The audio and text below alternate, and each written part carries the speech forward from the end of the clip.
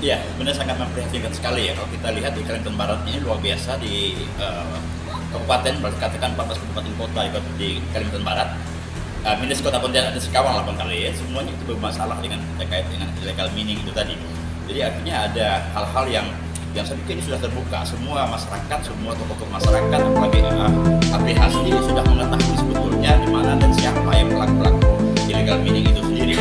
Dan bahkan tidak yang lebih memperhatikan lagi adalah illegal mining itu dilakukan di sungai, ya kan, itu lebih parah lagi. Jadi artinya ini persoalannya bukan hanya illegal mining dilakukan di darat saja, tetapi juga di sungai juga begitu maraknya. Hampir di berbagai wilayah di Kalimantan Barat ini sungai-sungai juga dijadikan sebagai penambangan emas tanpa izin. Nah, ini suatu hal yang sangat memprihatinkan sekali. Saya tidak mengerti kenapa aparatur pemerintah kita juga, pemerintah daerah juga tidak peduli, para bupati tidak peduli dengan masalah ini, kemudian juga aparat penegak hukum kita juga. Dan saya ingat dulu ketika awal-awal Pak Kapolda diangkat sebagai Kapolda Kalimantan Barat dulu, beliau sudah mengatakan bahwa program 100 hari pertama itu adalah memberantas illegal mining. Tapi sepertinya belum ada gerakan yang berarti yang dilakukan oleh Kapolda terkait dengan illegal mining ini atau tambang emas tanpa izin ini. Dan saya pikir ini sudah sangat membahayakan sekali dan menyangkut masalah ekosistem kita yang sudah begitu rusak akibat illegal mining ini. Saya pikir perlu ada satu upaya-upaya yang konkret dan terstruktur dan betul-betul komprehensif dilakukan oleh aparatur pemerintah kita dan juga aparatur penegak hukum kita. Jadi artinya pemerintah daerah, baik itu gubernur, bupati, di Kalimantan Barat bersama dengan penegak hukum ini harus bersinkronisasi. Bagaimana caranya supaya illegal mining ini bisa terkoordinir dengan baik. Dan artian bahwa kenapa tidak dijadikan itu sebagai tambang rakyat, WPP gitu ya,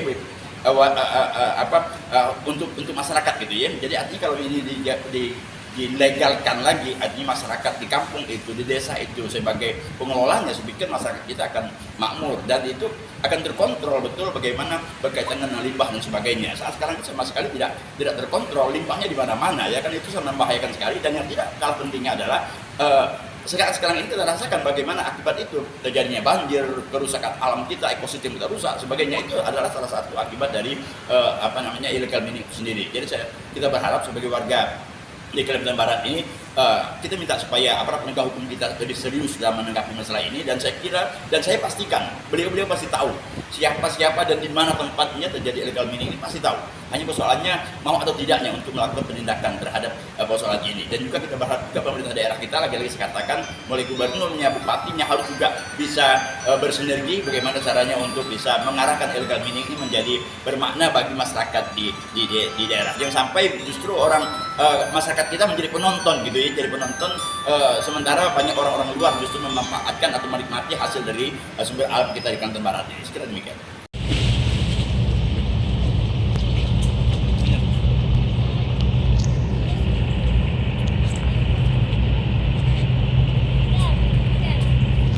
Sampai saat ini belum ada satu kasus-kasus illegal mining itu yang sampai ke pengadilan.